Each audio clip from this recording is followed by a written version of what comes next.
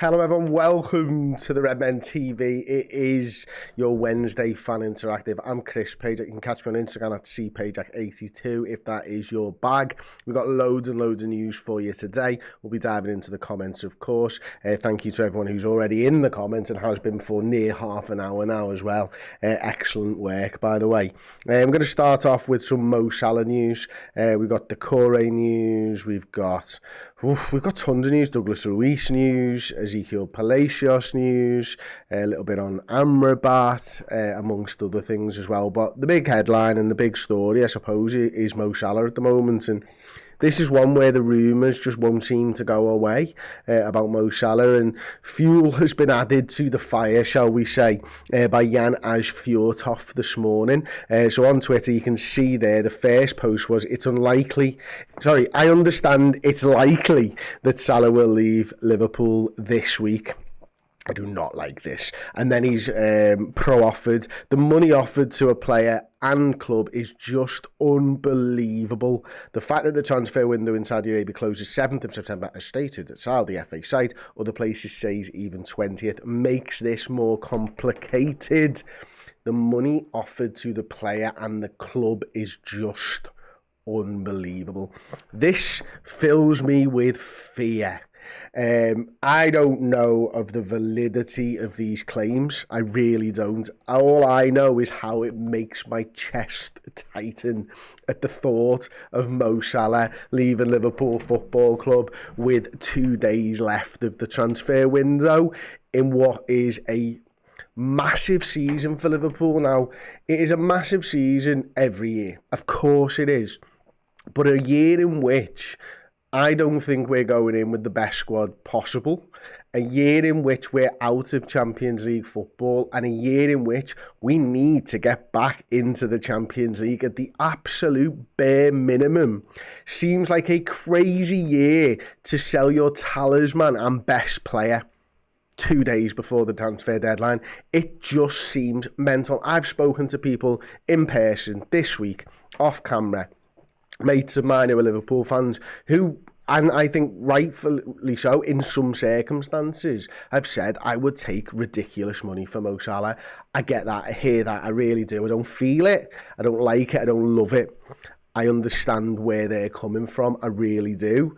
But for me, it's all about, how do you get better? That's what it comes down to for me all the time. Sell someone if you believe you can get better. I don't think you can get better than Mo Salah right now, not with 2 days left in the transfer window, which means we're going to get worse, which makes it harder to get back in the Champions League. How many seasons of Liverpool not being in the Champions League means that we can't get back in the Champions League, means that we can't get the players that we want in the future, means that we can't challenge Manchester City and the other teams. It just seems like you are putting yourself in a really, really weak position, a really bad position, a position I don't want Liverpool to put themselves into. I might be wrong. They might have someone lined up if the worst happens, but it doesn't feel like it to me. It doesn't feel like they'll have been planning for this for more than a few days. Like, we got rid of Jordan Henderson and Fabinho, 2 players that long term we were planning on getting rid of, probably at the end of this season, and we've not even replaced them yet, and we've had weeks to do that. How on earth does anyone expect Liverpool to replace Mo Salah, his goals, and what he brings to this squad in 2 days? Surely it's not going to happen. Now, I could see, I don't think it's right, I could see Liverpool doing a deal in January because he goes for a month in January, give or take, to the African Cup of Nations and getting someone in January. I still think it's nuts. I still think it's crazy. The most likely thing and the most sensible thing, if Salah does want to go, I think, is that he goes in the summer. You're still going to get ridiculous money. You get a year to plan for a start for the absence of Mo Salah. Surely that is the sensible option. Surely Liverpool can't really be considering selling him, even if it is stupid money. It's football and suicide to get rid of your best player 2 days before the deadline when you have got no one lined up. It really is. I had a super chat, and I'll get into the comments, of course, earlier on from Andy App. On a serious note, is there any sum they offer where we have to have a serious think about considering Salah? 150 million seems too good to pass up. If it's too good to be true, it's normally too good to be true. That's just the way that I see it, Andy, mate. And listen, I'm sure the people at the football club think and believe, because they're all egotistical, everybody who's successful in life believes that they are the best at what they do. And they will look at 150 million and go, yeah, we can get better. I don't think you can. I really don't think you can. Imi, thank you so much for the super chat, mate. I'm not gonna read it out because I've not seen it, to be honest. I really appreciate you and the super chat. And it seems a little bit self-serving for me to read this one out, but so yeah, thank you so much for the super chat. I really do appreciate it. I've obviously seen it as well and stuff like that. So yeah, I just think it's mental, to be honest, that we're even talking about Mo Salah. Brenny Willow. Chris, how is it we're linked with every Tom, Dick and Harry and we can't afford anyone? In the Echo, we're linked to these. Absolute joke. Ansu Fati and Abde Ezelzouli eyed by Liverpool. I've actually got that one here on the Liverpool Echo live blog. I wasn't going to talk about it, to be honest with you, but I think it's probably worth it. Liverpool have reportedly asked Barcelona on the situation of Ansu Fati and Abde Ezelzouli, I think.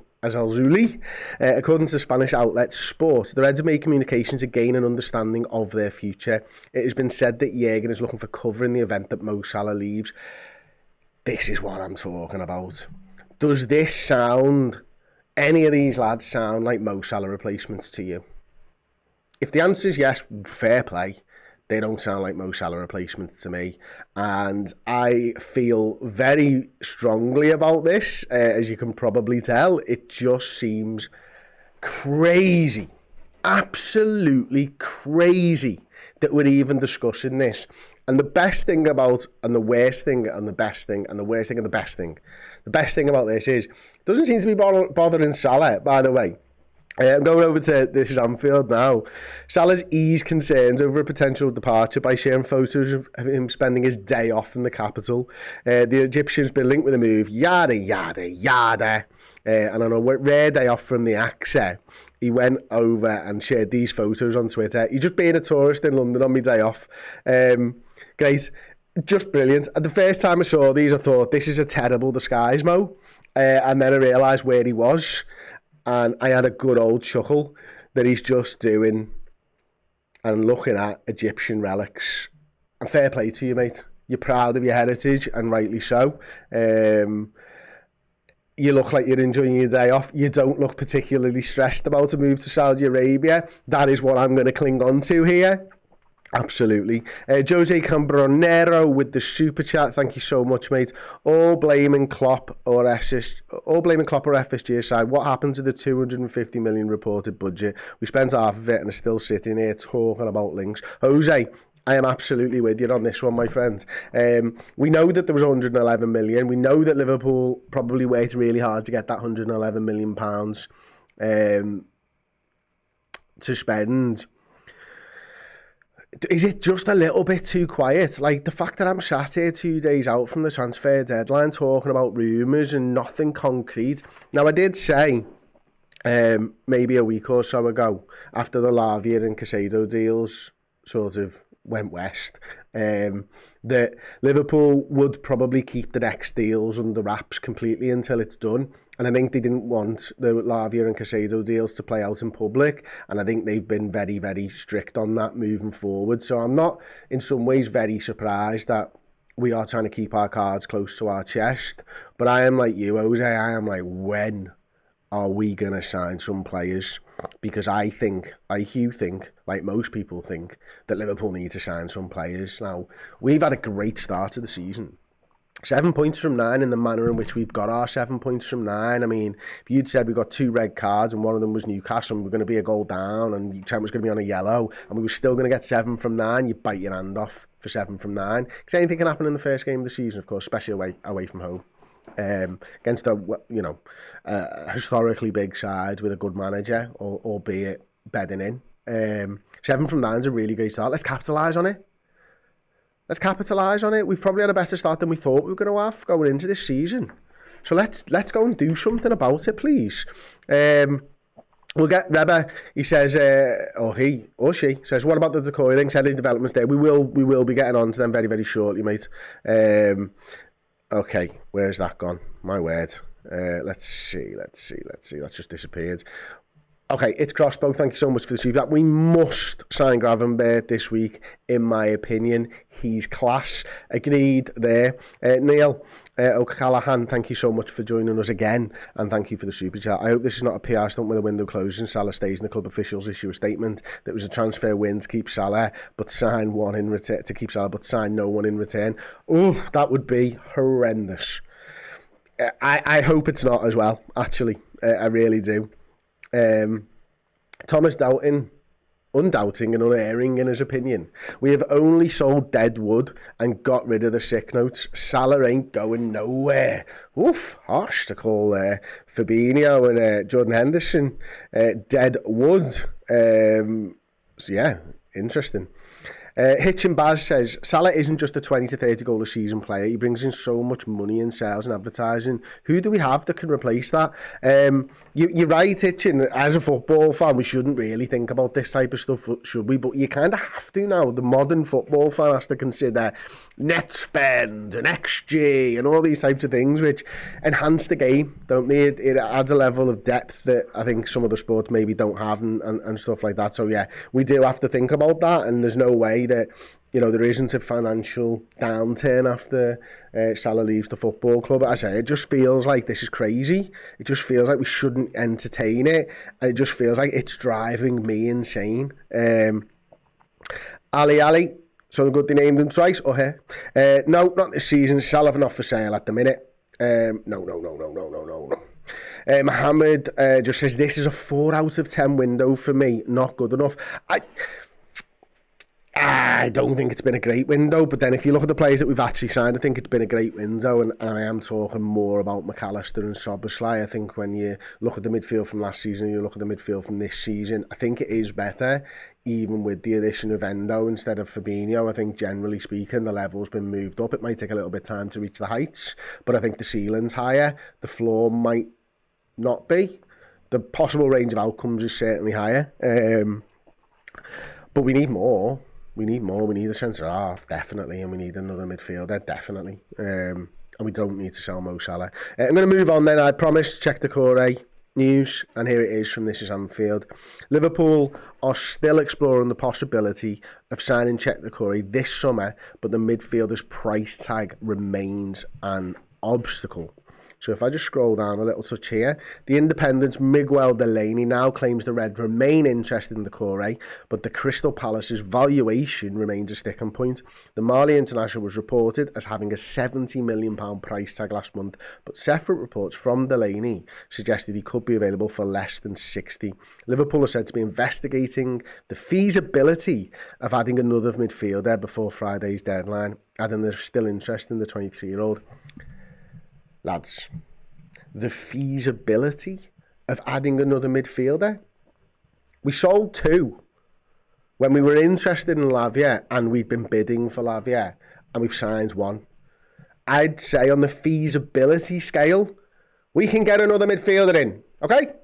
Just saying. Don't be investigating the feasibility. This is ridiculous. Absolutely. James Shine. Chris, is there any news on Gravenberch? There is no news on Gravenberch for today. We're exploring it. The obvious thing with the likes of a Gravenberch or a Hincapi is that they are both able to be registered on the under-21 list.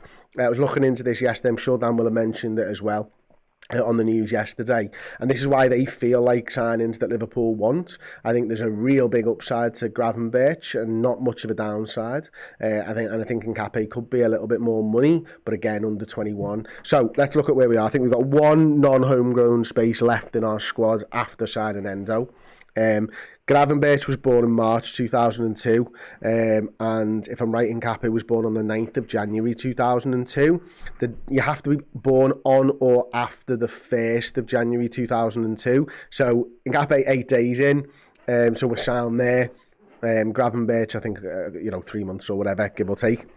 So yeah, those 2 would make it into our under-21 list for this season.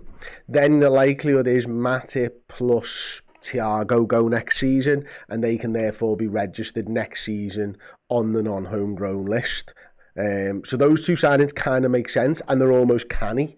I felt yesterday very much like Liverpool were going to sign Hincapié, Liverpool were going to sign Gravenberch, and Liverpool were going to get Andre after the deadline and sort that for January. That's how I felt yesterday. The Doucoure stuff is interesting.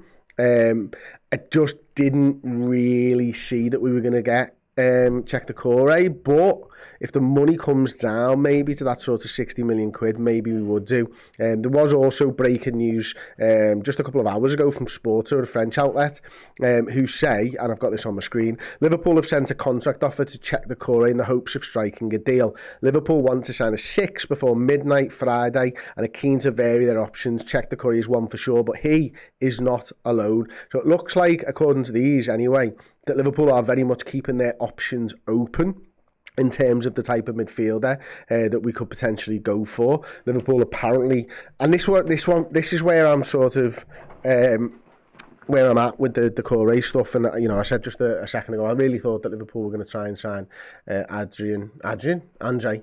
Sorry, I just read Adrian off the screen there. Someone talking about deregistering him. Liverpool were going to sign Andre, and he would be our last non-homegrown player, and then 2 under-21s in Gravenberch and Hincapié. Doucoure didn't sound... That's where I think the options are. Like, maybe if we sign Doucoure, we don't sign Andre and all that type of stuff, because obviously he wouldn't be able to play and stuff like that. So, yeah, it's a balancing act right now, I feel, for Liverpool, and I feel like they're not doing a great job of it, but we don't know until the window shuts. But right now, I can only tell you how I'm feeling. I'm feeling very, very stressed about the future for Liverpool. Neil O'Callaghan again, mate, thank you so much. I think it's been a 3 out of 10 window. Great start, but we need more. And FSG are once again looking like coming in short in terms of recruitment. Where the hell did the 111 million bid go? Endo not good enough. It remains to be seen for me whether Endo is good enough for this season and this season alone. I completely agree with you long term. I don't think he is good enough. But I'm interested to see what we're able to make from him. The 111 million's got to be spent. It's got to be spent. It really, really does. I'm reticent to say I'll rate the window when the window's done, but I think you're probably 3 out of 10, 4 out of 10 is where the last 2 super chats were. I can't go that low, but I'm not far away. Ragav, thank you very much for the 100 rupees. If nobody has signed, someone has to come out and answer why is such a laid back to transfers. I'm also worried on the defence. Any left-sided centre-back news? The Hincapié news yesterday was obviously, you know, he's from Bayer Leverkusen, as I say, he's 21 years old. Split game time between left centre-back and left-back, and he's even played 6 times last season as a left midfielder. I think it was 24 appearances at left-sided centre-half, 12 appearances at left-back, and 6 appearances at left midfield for Xabi Alonso's Bayer Leverkusen, 21 years old. Looked at did deep dive actually on him on Redmen Plus, which is why the stats are right there in my head. Looked very, very good in the numbers. Like the eye test as well, to be honest with you, from what I was watching of him yesterday. Sort of somewhere between a centre-half and a left-back, to be honest with you. 5'11" and a half, 21 years old. Just signed a new deal in the summer, so he's tied down till 2027, so it could be big money for him, which is a problem if you're Liverpool. Yeah, reasons that way you will. Oh, dearie me. Going to move on then. Liverpool tipped to sign Douglas Luiz and 6 others before the summer transfer deadline. Yeah, all right. Liverpool aren't going to sign 7 players, you wallies.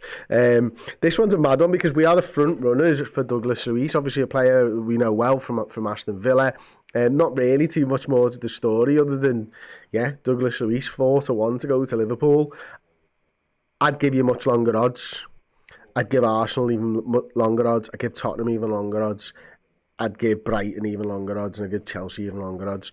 I'd be surprised if Douglas Luiz moved, to be honest with you. I'd give you evens on staying at best. Izidu says Liverpool Football Club entering a season with no class DM and no competent left-sided centre-back, which is the bare minimum.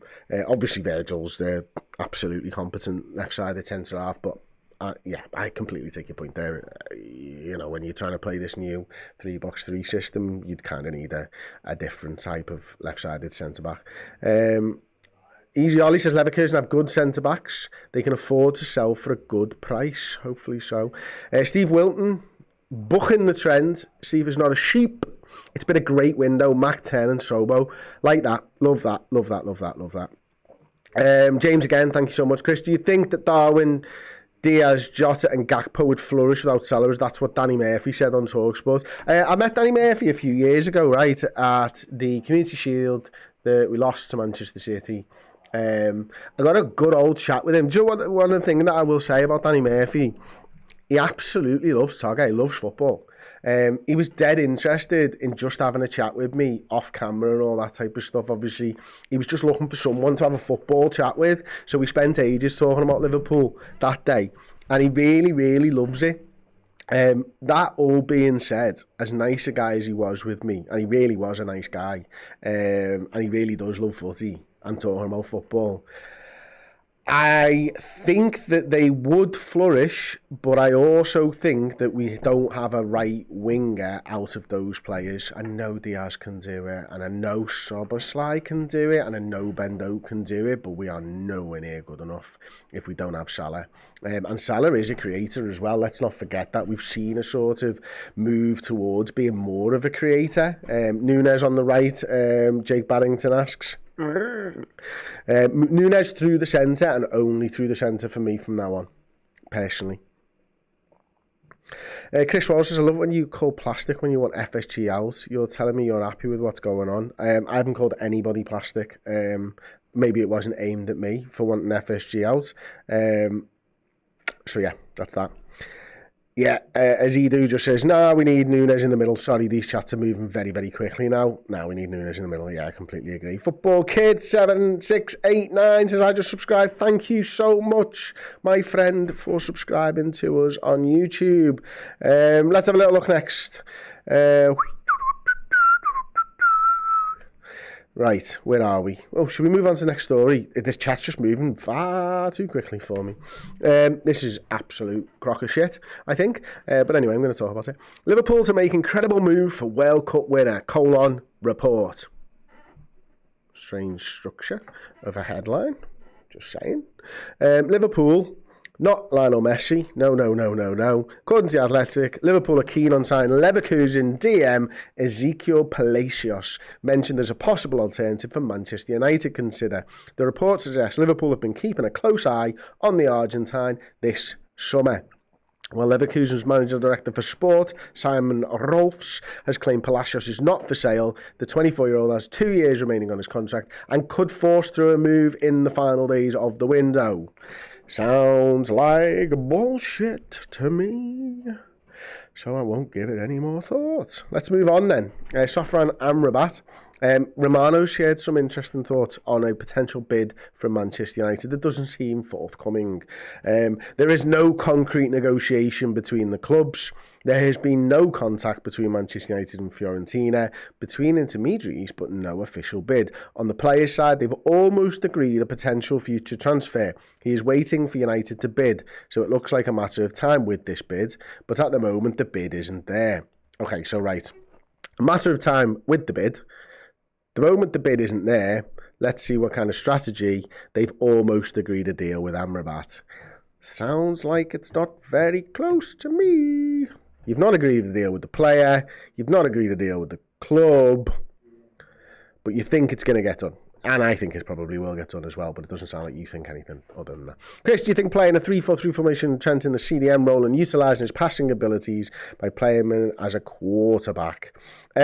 We can't play a genuine, I don't think, 3-4-3 until we sort out the personnel for a 3-4-3. And at that point, we would absolutely need a left-sided centre-half. So I could totally understand it. We're thinking Chelsea Conte, maybe. Robertson could play that left-hand side role, certainly, to give you the stability at the back. Who would play the right? Not sure we've got someone in the squad right now. Maybe Szoboszlai, but I'd want them a bit closer to the centre. Mr. MH, Chris, who is your preferred choice to replace Salah? This isn't, I'm going to sound like I'm sitting on the fence here. I categorically do not want Salah sold this summer. 100%, and I will not entertain any right wingers because Salah is my right winger. So yeah, that's the way that I'm going to be doing it, and no other way. Easy Ollie says Zabby's using the 4-3-3 at Leverkusen. See you in a few years. Zabby, bring some nice suits, fella. He's used 4-3-3 and he's used 3-4-3, I believe, this last season with Leverkusen. So yeah, it's an interesting one, tactically astute as Xabi Alonso, which I think we all kind of knew. Hugo Santos with maybe my favourite comment of the day. Using Diaz as a right winger is like eating soup with a fork. Glorious. Glorious. Robert Nice. Chris, at what stage does Klopp just throw in the towel? As brilliant as he must be mentally exhausted with having to constantly work miracles. I don't think he will get exhausted. I think this is part of the challenge that he knew that he was coming into at Liverpool. It must frustrate him, I'm sure, that he doesn't have the funds to compete with the other sides in the Premier League, certainly. But he knew what he was getting into. And I just think the goalposts have changed a lot over the last few years, which is why, you know, I do, and I've said this multiple times, I really struggle with the idea that Liverpool can compete for Premier League titles year in, year out over the next 10 to 15 years with the strategy that they currently employ. And that strategy is sell to buy, sorry.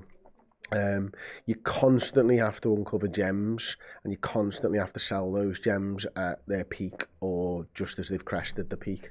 And then you're relying on an unbelievable group of people to be able to get the next gem through the door. As far as I see it, we've done it once, and that was Coutinho. They've been here for, is it 11, 12, 13 years now? We've done it once.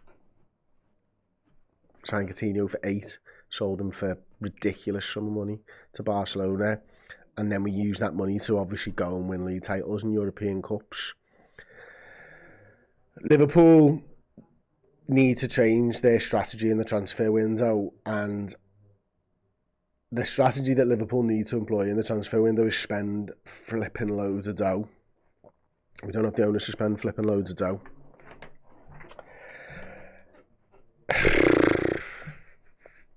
Klopp could work miracles, but for how long?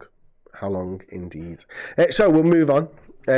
Get French football news. Brilliant, this one. AL-ITTIHAD have sounded out a move for Liverpool's Ibou Konaté after Nice's Jean-Claude Todibo rejected a huge offer from the Saudi club. So the full story is on RMC. First line is pretty much the same as the tweet, except it's saying that journalist Fabrice Hawkins has reported it. So Al-Ittihad have sounded a move for Liverpool's Konaté. They wanted Jean-Claude Todibo. He looks like he's going to be staying, and therefore they want Ibou Konaté. Now again, this is something, thankfully, at the end of this article you can see here, actually, I should have said, sorry.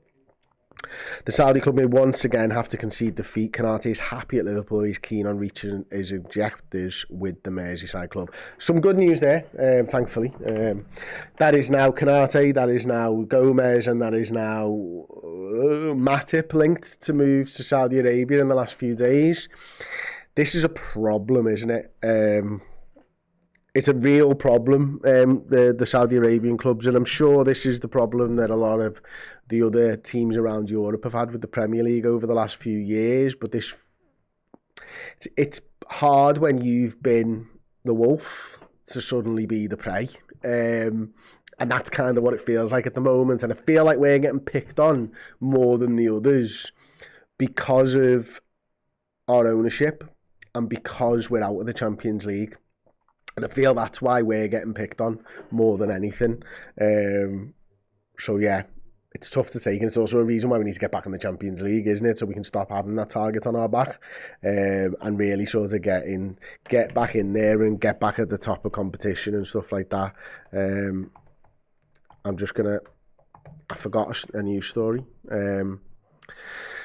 Because the Virgil van Dijk stuff broke last night and I've not spoken about it anywhere. Mark Ogden, senior writer at ESPN FC, Liverpool defender Virgil van Dijk has been charged by the English FA for his reaction to being sent off during his side's 2-1 win at Newcastle on Sunday. Sources told ESPN that Van Dijk could be hit with an additional 1-game suspension. He has until Friday to respond. If it isn't enough that we have been targeted by the PGMOL early this season, shall we say? I'm not going to get banned for saying it. It feels like we're getting targeted, doesn't it? And yeah, we obviously got the red card rescinded for McAllister, and does this feel a little bit like payback? I don't know. I don't know what he said, though, to be fair. If he said something that he's not allowed to say to the referee, I don't know. We don't know. Tough, though, isn't it? Tough. Really, really tough. And Mark says they are for sure targeting us. Oh, sorry. Wrong one. So there we go. Chris Hayden's saying blooming... Every time they move. Is Jorg's time up once the transfer window closes? I believe there's an option for the rest of the year, but if you believe the truth about, I can't remember if it was the Casado or the Lavia deal, or potentially both, where our CEO ended up getting involved rather than Schmadtke. No, I don't think he's going to take that 1 year option. I think he's going to be leaving at the end of his 3-month period or whatever it is. So yeah, it's going to be interesting. I'd probably just go back to retirement and take a big fat paycheck for the work that he's done while at Liverpool. Fair play to him. Game respects game. I don't have any game, but I respect it. Here's what it is. Anyway, in summary, in conclusion, don't sell Mo Salah Liverpool and spend some money. Money. Spend it, please. DM, centre back. No Salah. Don't sell Salah. Anyway, thank you so much for joining me. I'll be back with any breaking news, of course. If anything happens, it does feel a little bit like we're in the eye of the storm at the moment, doesn't it? I wonder if we're going to get to the outside of it soon. Surely something massive has got to happen in the next couple of days. Thank you very much for joining me, and I'll see you next time. Ta-ra.